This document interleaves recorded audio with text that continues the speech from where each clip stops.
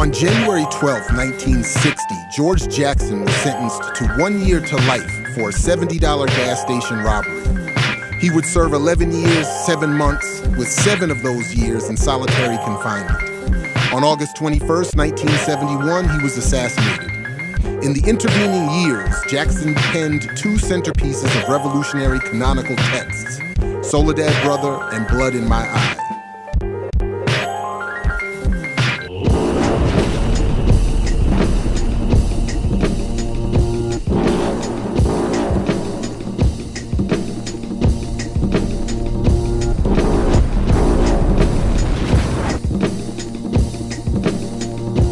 What follows, you will see and hear Jackson's ideas spoken, performed, and reflected by artists, activists, comrades, loved ones, the people to whom he spoke, who now speak him back to us.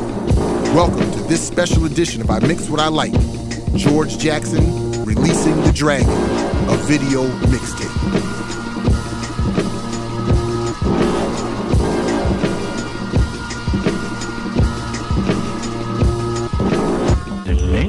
Is transformation of our mind. Powerful mechanism transform our emotion is conviction, not just a single point of mind. In order to increase the ability of reasoning, study is very, very important.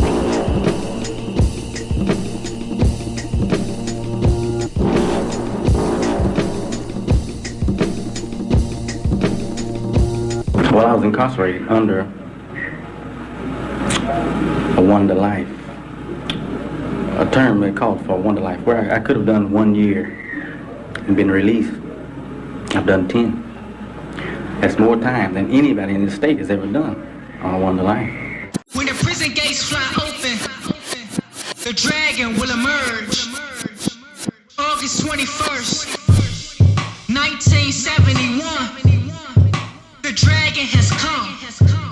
I said the dragon has come. Mr. George Jackson. In 1960, when he was 18, he was falsely accused of stealing $70 from a gas station. Though there was evidence of his innocence, he was convinced to plead guilty so he can receive a life sentence. Instead, he was given a 1 to life, but he served 10 years, and that ain't right.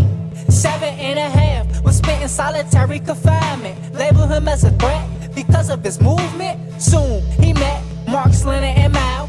Black guerrilla family redeemed me. How? Studying economics and military ideas. No longer will he fear a revolution was near. In 1970, you wouldn't believe 3 black inmates killed the OG Miller due to the color of their skin. Even though they rumbling, it was murder in the end.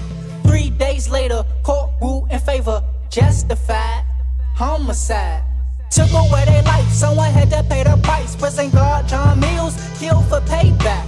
George Jackson, one of the suspects. Angela Davis came to his defense. August 7th, 1970, his brother Jonathan wanted to see him free. Walked in the courtroom and took hostages. Attempted to free 3 other convicts. All had weapons and gave this message: we are revolutionaries. The Soledad brothers must be free. He was only 17, but now he was a man. Hopped in a getaway van, drove toward the San Quentin sergeant. Police didn't care for the civilians. Shot in a van, killing him and his gunmen. George Jackson was moved to San Quentin. While in prison, he became an instant celebrity due to the release of Soledad Brother, but he still had to suffer. Reality, he would never be released. Kill me if you can, not kill me if you please. If I leave alive, I'm leaving nothing behind. They would never count him among the broken men. August 21st, 1971, George Jackson, the dragon has come, but how come? He was assassinated, vindicating comrades for injustice. He was a blade in the throat of fascism, trying to free inmates from a control mechanism called racism. True revolutionary, black militant, Mr. George Jackson. George Jackson, revolutionary. George Jackson, revolutionary. George Jackson, the revolutionary. George Jackson, the revolutionary. George Jackson, the revolutionary.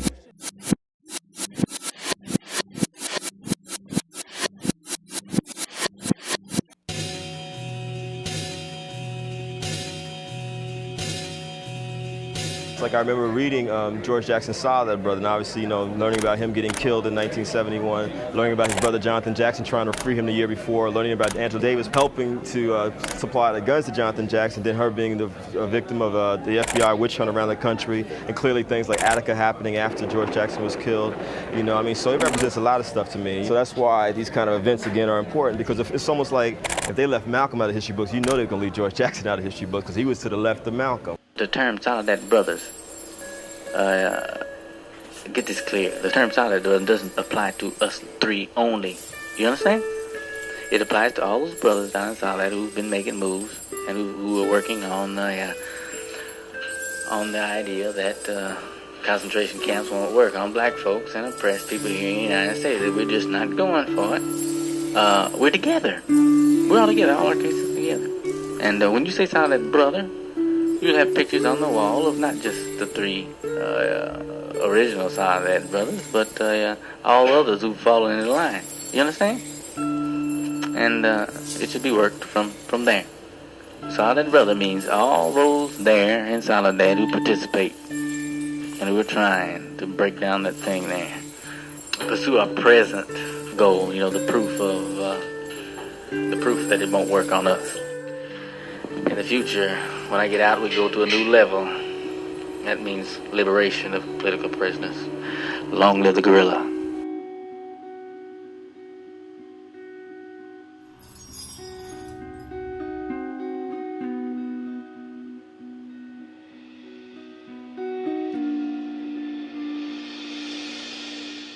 In terms of being a revolutionary, if you considered yourself a revolutionary, then you would want to be like George in terms of his intellect, in terms of his physical stature, you know, because he was a complete soldier. In my eyes, he was a complete soldier. He knew how to defend himself. He knew how to articulate his ideals. He knew how to organize, you know. And he wasn't vocal. George was a very quiet brother. You know, I mean, he wasn't, you know, somebody you see on a podium just espousing this and that. He wasn't like that. He quietly passed on his ideals and direction for people to go. You know, he had a reading list. You know, I didn't know nothing about Kant, Socrates, Plato, Spinoza, Nietzsche. You know, it was through George that I heard about those people and started reading those people, because this was all part of the process of becoming a complete, as we refer to, soldier. You know, you develop the way to defend yourself. You develop a way to articulate yourself. You develop a way to think. You develop a way to organize and inspire other people, you know, to action. You know, and the whole thing was, you know, look, when a lot of us, when we come into this prison systems, we came in as predators. We were preying on our community. You know, now, you know, we're going to make a transformation so that when we go back to those communities, we can be an asset to those communities. You know, we can build those communities, you know. And that's where, you know, like his reference to Ho Chi Minh and the dragon is coming. And that's where that comes from, because Ho Chi Minh, you know, was a teacher, and also he had been in prison. But he also said that, you know, in one of his poems was, you know, people who come out of prison can build up the society.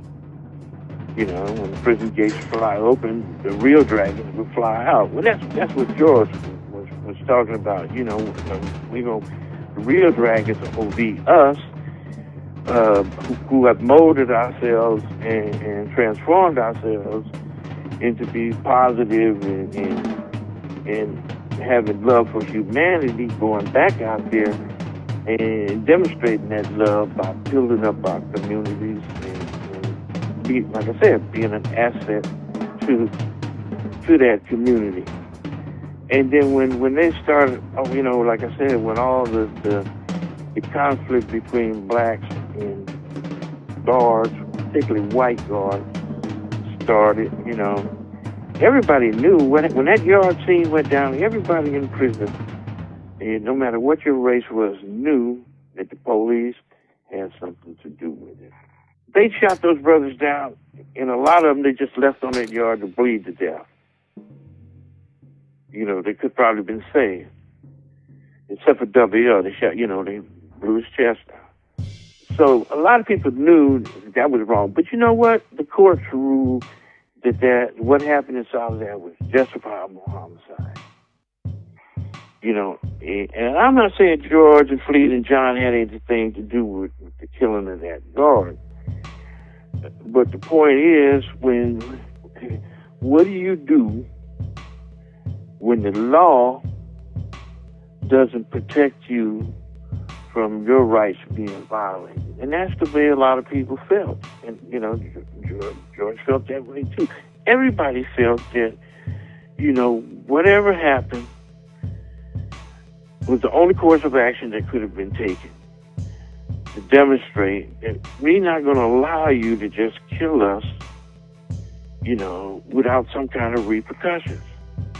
You know, and like I said, one of the things, you know, George talks about in his book Blood in My Eye, you know, he talks about Frankenstein's monster. Well, you know, the system is Dr. Frankenstein, and we are the monsters that it created. But that's no different than the system in general. I mean, America has created a lot of Frankensteins. You know, they go by different names. Noriega in Panama, Osama bin Laden. You know,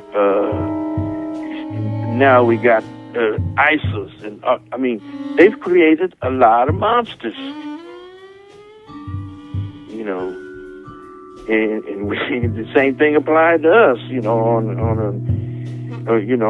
a micro level, they created monsters. And the result of their creations, that all the violence and conflict that erupted and took place in the prison system.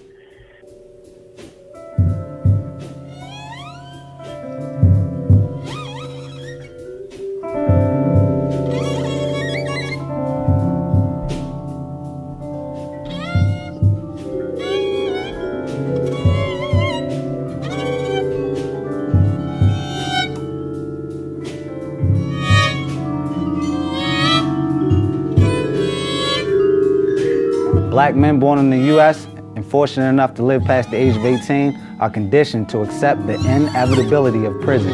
For most of us, it simply looms as the next phase in the sequence of humiliation. Being born a slave in a captive society and never experiencing any objective basis for expectation and had the effect of preparing me for progressively traumatic misfortunes that led so many black men to the prison gate. I was prepared for prison. It required only minor psychic adjustments. I begin with the idea that fascism has already taken over this country. It took over during the Depression. And all above-ground political organizations has got to proceed. I mean, anything that's effective, that's really revolutionary. I'm convinced if it's really revolutionary, because of the existence of the fascist state, there's going to be resistance to every move that we make. Consequently, it's going to take a lot of brain work, footwork, to avoid the pitfalls and traps that the fascists are going to set up for us. I'm convinced that fascism exists in this country. And if you think about it a while, you understand that one of the principal cornerstones of fascism is disguise.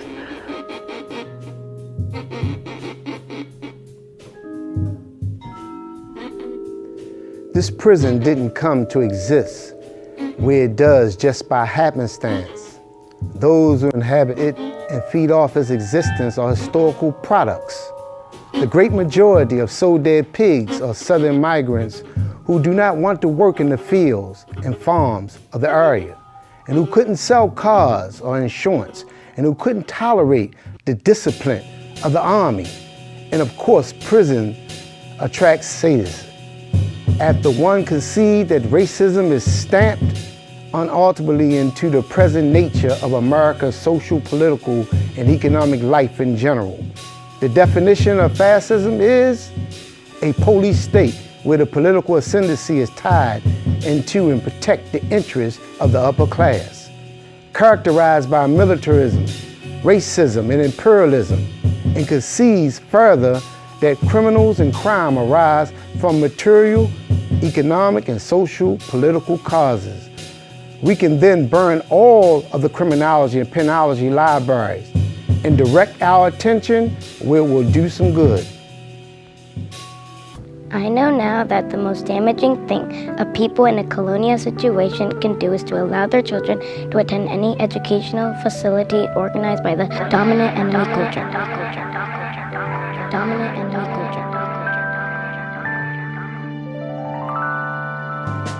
Sé que lo más dañino que un pueblo puede hacer en una situación colonial es dejar que sus hijos y hijas atiendan un sistema educacional organizado por la cultura enemiga dominante.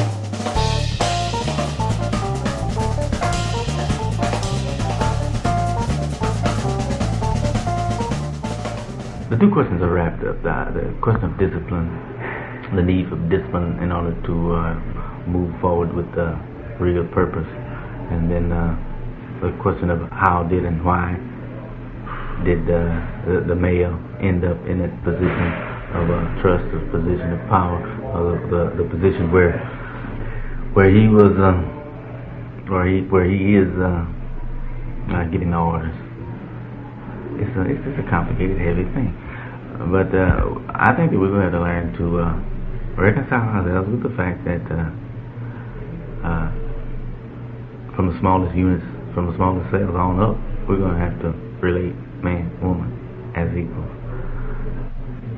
And it won't be easy. It's got to work itself out.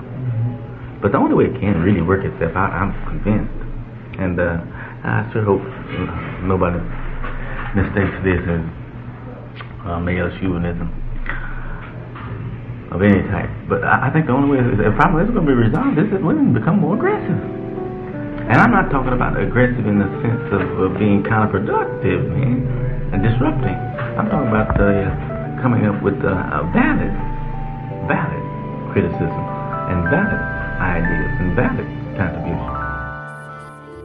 This is a short poem, and I just want to do a tiny preface and to say that back around 71, 70, to know about George Jackson as a woman, he was the ultimate man for any serious black woman.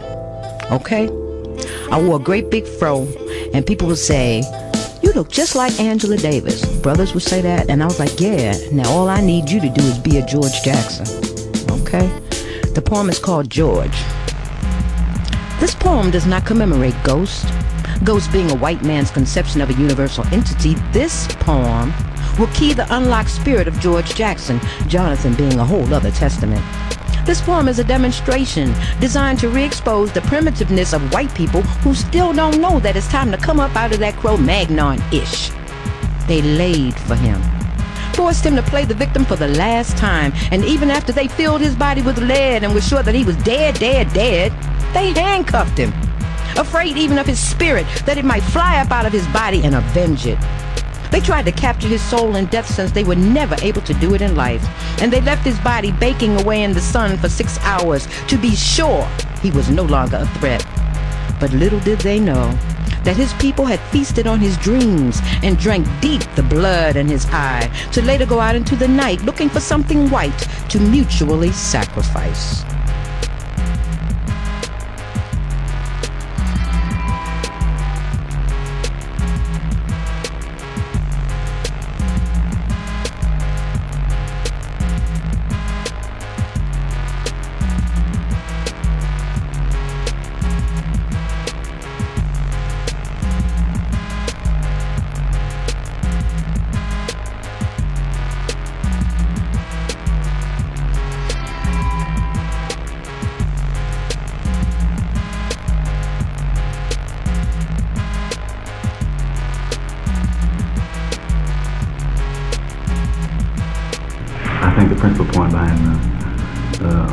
movement is to prove to the establishment that the concentration camp technique, the reversion to the second dimension of fascism, the terrorist face. Let's prove that this terrorism won't work on us, it won't stop our movement. That nothing, actually short of death, is going to stop our movement.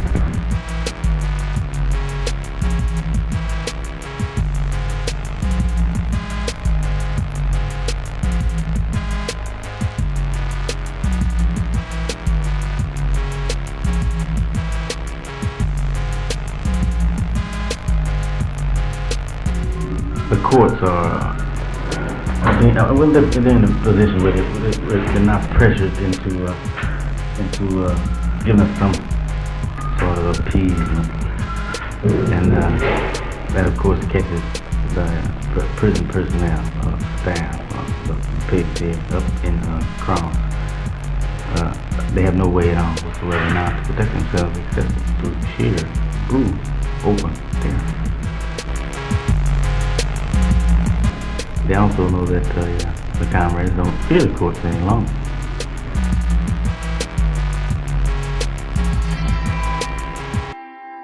My dear only surviving son, I went to Mount Vernon August 17th, 1971 to visit the gravesite of my heart.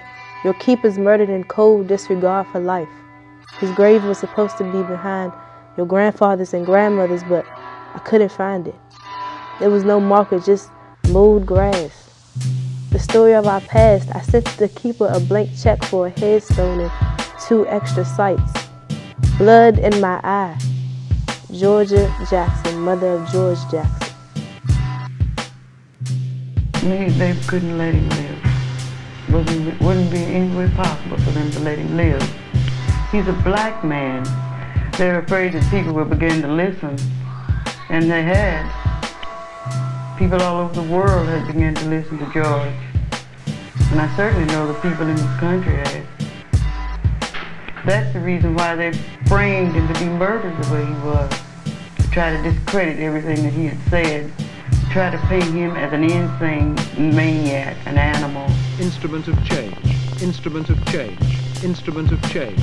The letters to my family, my mother, my father, sisters, my brother, Jonathan. They were intended to familiarize them with the situation I was faced with here. Of course, here in prison, we see the repression, the exploitation, the victimization of lower class people. The logical place to begin any investigation into the problems of California prisons is with Our Pigs Are Beautiful, Governor Reagan. Radical reformer turned reactionary. For a real understanding of the failure of prison policies, it is senseless to continue to study the criminal. All of those who can afford to be honest know that the real victim, that poor, uneducated, disorganized man who finds himself a convicted criminal is simply the end result of a long chain of corruption and mismanagement that starts with people like Reagan and his political appointees in Sacramento. I'm glad Reagan dead. I'm glad Reagan dead. I'm glad Reagan dead. After one investigates Reagan's character, what makes a turncoat, the next logical step in the inquiry would be a look into the biggest political prize of the state, the directorship of the Department of Correction. All other lines of inquiry would be like walking backward. Like walking backward. You'll never see where you're going. See where you're going.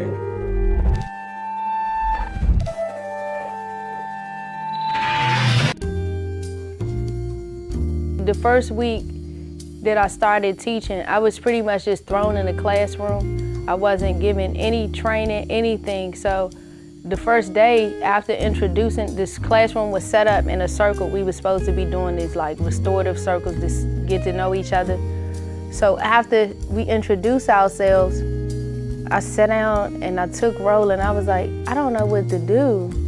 So it was a a full-time substitute in there, just, you know, helping like the new teacher. So he was like, talk about Ferguson, because Ferguson was on fire. So I was like, okay, perfect. So then the next day, I was like, what can I do? So then I was like, it's Black August. So I went online, and the Malcolm X grassroots movement had a wonderful like PowerPoint presentation on Black August, and it had all these events, the Nat Turner Rebellion, the Watts Rebellion, the Haitian Revolution. All of those rebellions were in it, and that was like the first lesson that I gave to the students, mainly because that's just what was happening at the time. And so they were really moved by George and Jonathan Jackson. So then I decided to bring in his book, and we started reading some of the letters. So when his birthday came, I can't remember the exact date, but this young student who really took a liking to George Jackson, a young man, they wanted to read a quote, read a letter in front of the class of George Jackson. So he did that, and I saw how it empowered him. And as time moved on, when his birthday approached, I gave him a copy of Soledad Brother, and he would come back and discuss the letters, and then he would even come and tell me some things that I didn't necessarily know about George Jackson. So I just saw his behavior changing as he read George Jackson more, as well as Malcolm X autobiographies.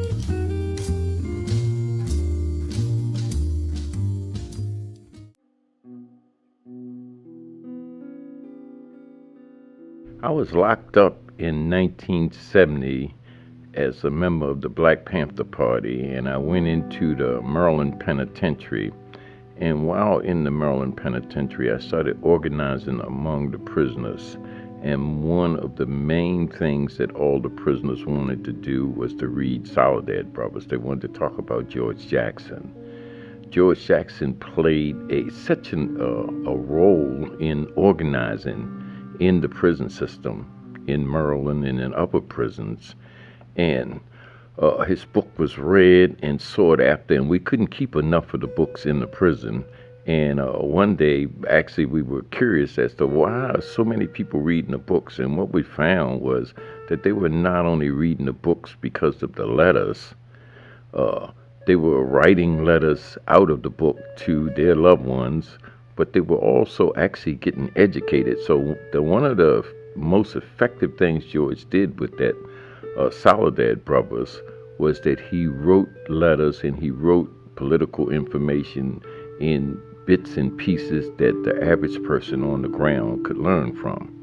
During the organizing in the 70s, we had two examples. One was George Jackson out in California, and the Black Guerrilla Family, the organizing for self-defense, and that kind of mobilization. And up in New York, we had Attica, which was just a huge, massive kind of insurrection and a takeover of the prison, the whole entire prison for several days.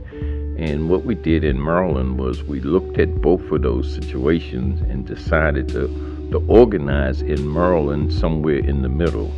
You know, to organize for self-defense on the one hand, but also organize to figure out how we can gain control of the population and direct the efforts of the population to changing the prison system. And that led us to organize United Labor Prisoners Unions.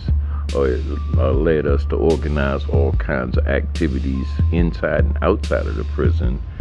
And of course, it eventually led to us all being put in solitary confinement and on lockup. And it was while I was on lockup with about 400 or 500 other people that we got the news that George Jackson had been assassinated. And the silence and the pain that went through the whole entire housing area that housed about 400 or 500 of us. Normally it would be a roar of noise going on. The people yelling back and forth. There's always uproar going on, people talking, people singing, all kinds of activities. That day, there was nothing but silence among all the prisoners. And you could actually hear a pin drop. That's the kind of effect his assassination had on all of us. Everybody honored and respected George Jackson. Later on, years later, as I continued to organize, one of the things that I found was that George Jackson's Blood in My Eye, it was one of the most sought after books among young prisoners even today, and it continues to educate long after George Jackson's gone. It continues to educate the young people and young generations, and it continues to be a book that prison guards and prison officials fear. And in fact, when they see and note that somebody's reading Blood in My Eye or Soledad Brothers, they tend to harass them. They tend to try to either put them in the files as a troublemaker or try to document them so they can send them to Ultramax and other places just because of George Jackson's book and materials like that. George said it, but Huey is probably the best person that says it, is we are more than a sum of our physical parts. We have the spirit of the people, and we have a consciousness that allow us to survive the ordeal of being in prison and grow and organize and educate. And I think when we engage in organizing and educating and teaching, we continue to grow, and we also continue to receive energy and support from the masses that continues to allow us to resist the kind of things that the prison is designed to do in terms of breaking the human spirit.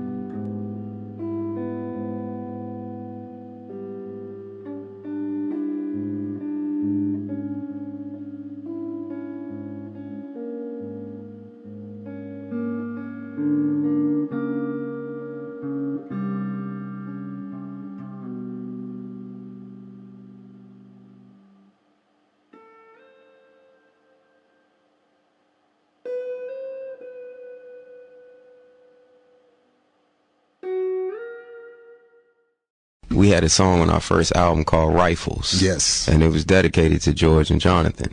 So, if I may, real briefly, it says, my part says, Black August, callous hands, man-child dying.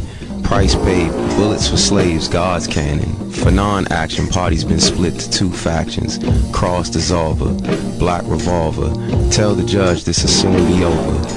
Empty the holster, Chairman Mao sculpture. Drowning from that blood in my eye. Come Jehovah, 10 years on a 1 to life, 1 smoke, 100 stripes. The barrel kissed the officer's windpipe, rifles.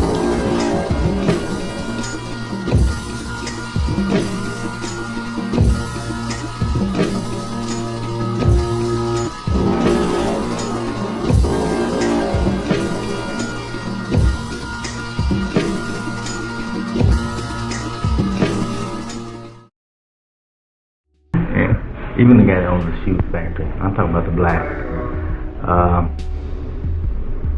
they aren't capitalists, of course, because where did they buy their leather from, their rubber, their string?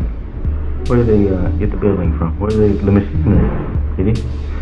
The opposition at present is that guy that's making tools, the machine tools, the huge few families that own around the country.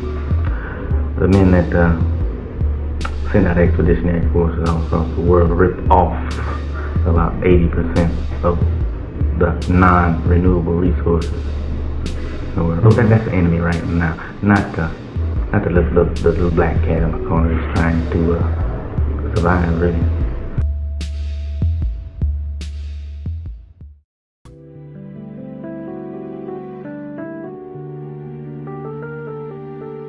I don't recognize uniqueness, not as it's applied to individualism, because it is too tightly tied into decadent capitalist culture. Rather, I've always strained to see the indivisible thing cutting across the artificial barricades which have been erected to an older section of our brains, back to the mind of the primitive commune that exists in all blacks. But then how can I explain a runaway slave in terms that don't apply uniqueness?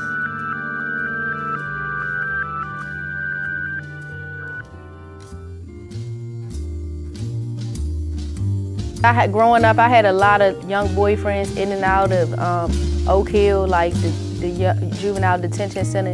And then when they get a certain age, they down DC jail, and then they get shipped off down North Carolina, all over. So I know the reality that it is for black males. And I saw some of the young male students, and I said, well, I better introduce them to George Jackson and Malcolm X so they know, you know, that you can transform. And even before they, you know, my hope is that they don't go to prison, but I know that's the reality, that it may happen. I told them 1 in 3 black males go to jail. So with that being said, I hope it doesn't happen, but if it does, that at least I know that he'll be equipped with the materials of George Jackson, and he can enlighten like-minded individuals in that predicament. Because I was like, wow, I wish I would have known about George Jackson when I used to write letters to my little boyfriends when they was in jail, but I didn't know at the time. But I think if every young brother in the prison system reads George Jackson's book, it can bring so much change within their life. Because I just seen within like 2 months, one of my students, his whole character changed. And even his relationship with his mother, and some of the letters, the student was relating to that, George Jackson's relationship with his mom. So I'm just amazed. I was just honored when I got the phone call that this project was happening. And so I'm just blessed to be here. And I give thanks to George and Jonathan Jackson and all of the brothers, the Soledad brothers, that work to liberate the minds of millions and millions of black people. George says to us, arise and walk. Silver and gold have I none, but in the name of that I give you what I have. In the name of Jesus of Nazareth, I say, rise up and walk. In the name of Denmark Vesey of Charleston, South Carolina, I say, rise up and walk. In the name of the Reverend Nat Turner of Southampton County, Virginia, I say, rise up and walk. In the name of Frederick Douglass, in the name of W.B. Du Bois, I say, rise up and walk. In the name of my brother, Jonathan Jackson, in the name of James McLean, in the name of William Christmas, in the name of Angela Davis, and in the name of George Jackson, I say, rise up and walk. I'm convinced that from here, where we stand right now, the only way to advance revolutionary consciousness or reestablish the feeling of community, reestablish our class consciousness, is to create revolutionary culture. This poem is called Niggas That Scared of Revolution. And George was a revolutionary. He let everybody know that he was a revolutionary. It just wasn't some locked up, you know, ex-gang member who was just writing about revolution. George actually believed that he was a revolutionary. He thought that we all had to deal with revolution. And this poem came about, like I had just been in New York about a month, you know, and we were sitting in Mount Morris Park, that's Abbey doing the brother who works with now. He said, Umar, you know, what have you learned since you've been in New York? And I looked around the park, I looked out on Madison Avenue and up on Last Avenue, and I said, niggas are scared of revolution. So he said, write that. So when I did. Niggas are scared of revolution, but niggas shouldn't be scared of revolution because revolution is nothing but change. And all niggas do is change. Niggas coming from work and changing the pimping clothes to the streets and make some cook change. Niggas change their hair from black to red to blonde and hope like the hair that looks will change. Niggas kill other niggas just because one didn't receive the correct change. Niggas change from men to women, from women to men. Niggas change, change, change. You hear niggas say, things are changing, things are changing. Yeah, things are changing. Nigga things into black nigga things that go through all kinds of changes. The change in the day that makes a rat wave, black power, and the change that comes over them at night as they sigh and moan. Ooh, white thighs, Niggas always going through bullshit change. But when it comes for real change, niggas are scared of revolution. Well, I have told young people, like sometimes we have workshops, I have mentioned that George Jackson was one of my inspirations. A lot of people didn't know about it. I told them about the whole situation, the prison situation in California, and the fact that they were facing, you know, some terrible situations, Fleta, Drongo, John Cluchet, and George, and they were amazed that they hadn't heard about this, you know. So, but see, my thing is to always try to tell them, remember, like I was just saying before, there's nothing new here. There are shoulders that y'all are standing on here that you should know about and try to understand, and understand that the impact, and it has been some things that maybe you don't know about, but you should know about, because this is nothing new. We're nothing new. The last pause is nothing new. There are people who came before you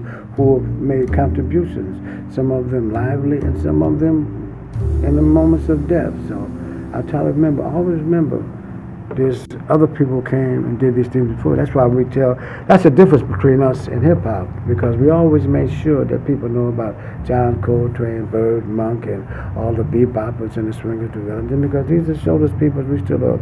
And like, you know, basically the last pause, we just, and Gil Scott Heron, I gotta mention Gil, we all just blues singing the blues of our people in different voices and different techniques and different, but it's all the same thing.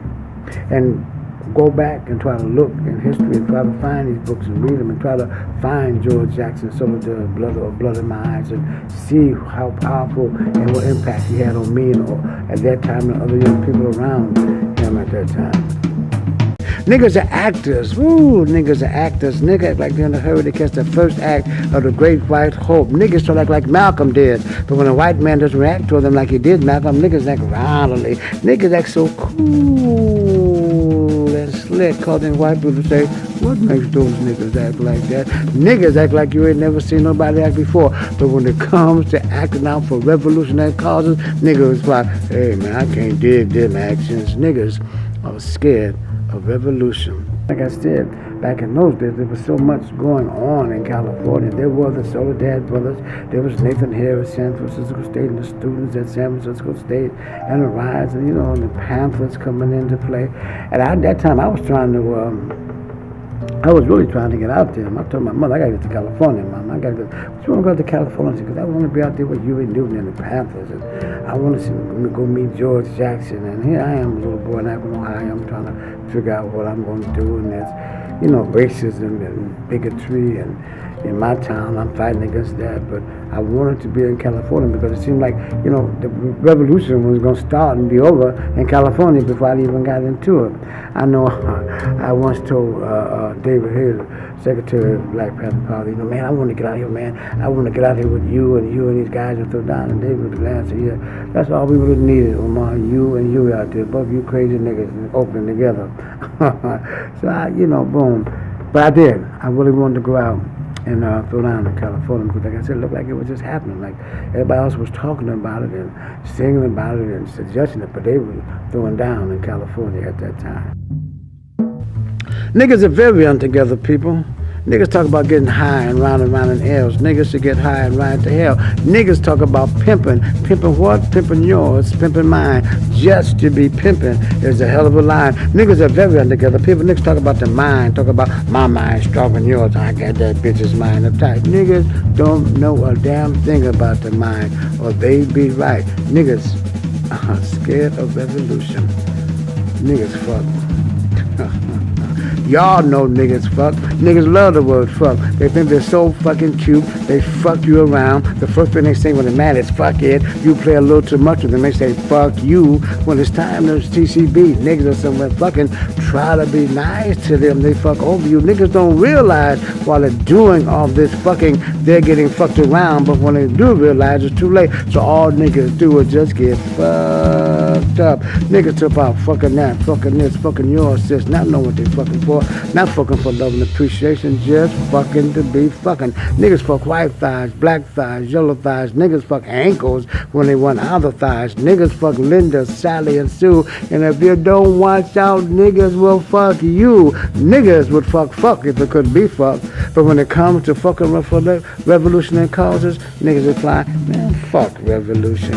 Niggas are scared of revolution. I guess it was the artist in me or the writer I was going to become that he was stimulating and that he was invigorating and that he was, inspiring because he touched me. And when he died, because like I said, I know he was going to die, but I cried about 2 nights, man. I cried about 2 days, because a hero of mine had just been taken away from me. A hero, a brother who was in the midst of the madness and still fighting and trying to find a way out and trying to show us how to find our way out in this way out outside. So it was very tragic to me how he went out, man. But I knew they was gonna get him, and I knew they were gonna let him out of prison. I know that.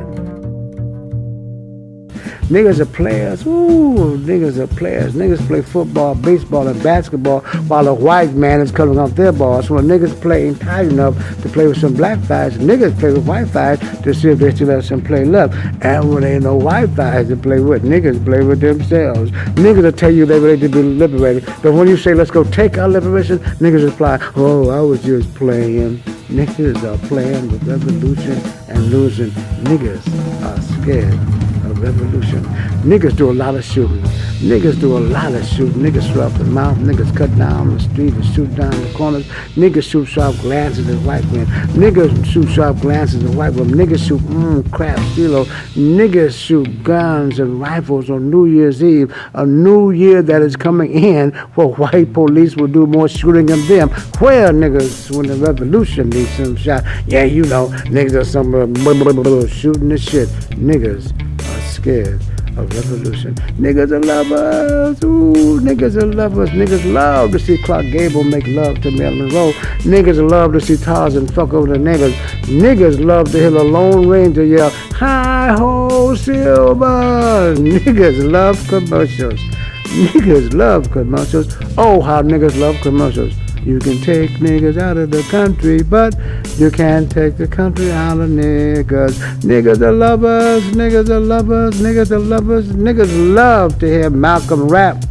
Niggas love to hear Malcolm rap. Niggas love to hear Malcolm rap, but they didn't love Malcolm. Niggas love everything but themselves. Niggas love everything but themselves, but I'm a lover too. Yeah, I'm a lover too. I love niggas. Word up. I love niggas because niggas are me. And I should only love that which is part of me. Love to see niggas go for changes.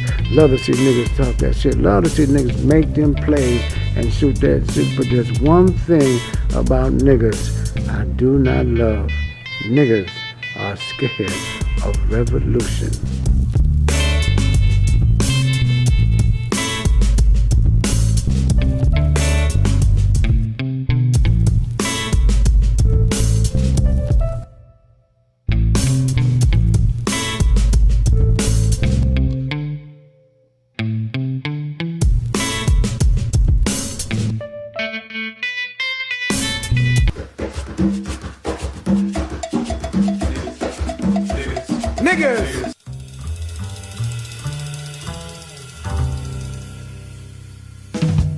Powerful people cannot afford to educate the people who they oppress.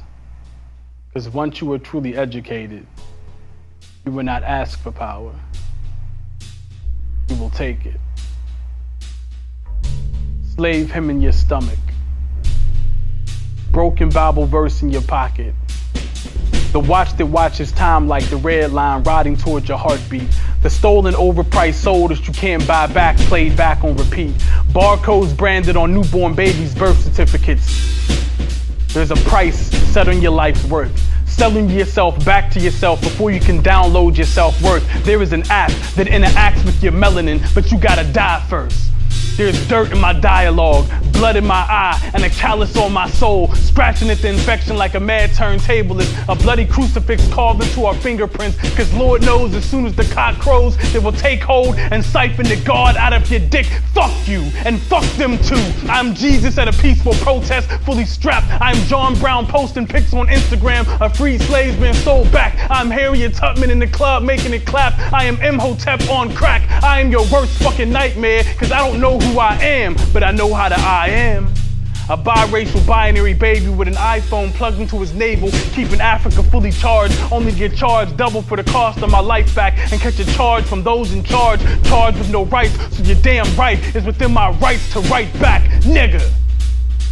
Frederick Douglass ain't need Twitter. We be revolutionary as shit with a like and a click on Facebook, but really Facebooks read the writing on the walls, marked by Babylon. You've been marked for extinction, call it destiny or death.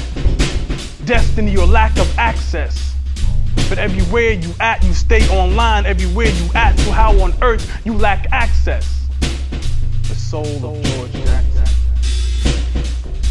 Soul of George Jackson. The soul of George Jackson. I saw Garvey and the boys, iPads plugged into Baldwin's pigment, down low in Africa's heartbeat, cause the body of God is hardly God's body, when the God body are just as corrupt as the devil's be. So do the knowledge be, or rather Deuteronomy. You could be Trayvon Martin, Delaney King, and still not be accustomed to the hood you in. They put Christ in a hood and let the media crucify the spin. But when the zealots was finished yelling, we remain equally unaware of the blood spilling in the linen and the lineage of the hood you in. So if you brown, 6 shots will put you down for the count, cause your very skin is a threat to the world you in. You can't be in the struggle and not struggle. I guess the griot is back with a vengeance. White guilt had sex with white privilege and produced assimilated niggas. There's a railroad of bones at the bottom of the ocean. There's a chamber of souls in the guns our sons are holding. There is a loud graveyard planted beneath every American city. There are 1 billion black bodies coming back to the living. You thought the zombie apocalypse was some shit? Just wait until you get a hold of my niggas. See, this is the dispensation of truth in the new age, and there's so many slain ancestors coming back for revenge that it'll make reparations look like minimum wage. No justice, no peace, but I will scream justice in this piece if it's just us in this piece, but don't expect no just us once we take to the streets. Black lives don't matter. Black lives are matter. Like space, like stars, like melanin, like matter. Nigga. But sometimes I wonder if it all really matters when I hear the devil's laughter and if dreams are just nightmares that haven't shattered. A wise man once told me that the black man was God. If God looked into a mirror and the mirror shattered, and the mirror shattered.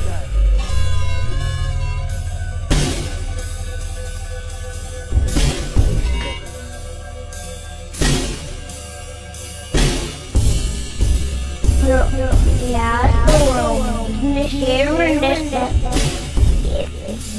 Yeah, don't be fat. Doesn't have that nature now. The shit was just your but easy like you and nature now.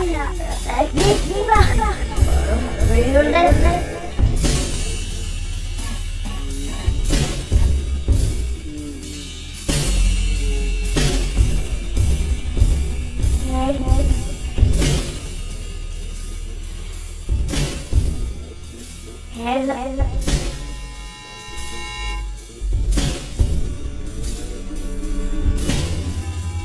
Settle your quarrel. Come together. Understand the reality of our situation. Understand that fascism is already here. That people are dying who could be saved. That generations more will die or live poor, butchered half-lives if you fail to act. Do what must be done. Discover your humanity and your love and revolution. Pass on the torch. Join us. Give up your life for the people.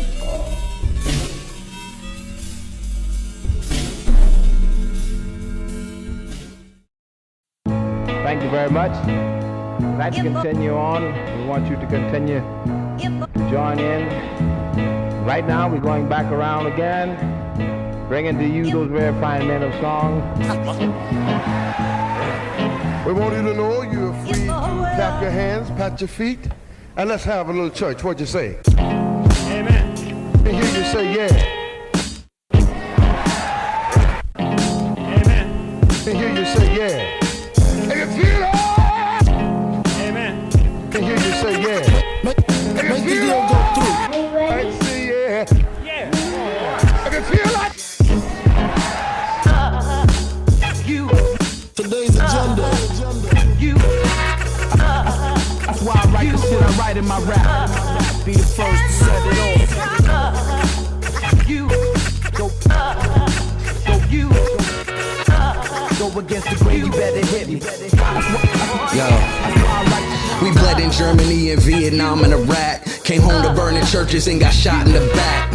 Shit, Bob shot the sheriff for less. He knew exactly who to give to in the chest. If he heard rap now, he be fucking depressed. What Cash yapping about, I am not impressed. That's another matter for another rhyme. I could deal with coward-ass rappers at another time. This rap for rebels, music for killing the devil. In the name of freedom fighters, I rebuke you with metal. It's for all them crackers with the apartheid patches. Candidates who think race ain't important as taxes. It's for 9 lives, worth more than that rebel rag. And all the massacres under American flags. It's to honor the fallen veterans of the struggle. The Vanguard squad always ready to rumble. You can find us in the streets, we bout that life. Toe to toe with the police, yeah, we bout that life.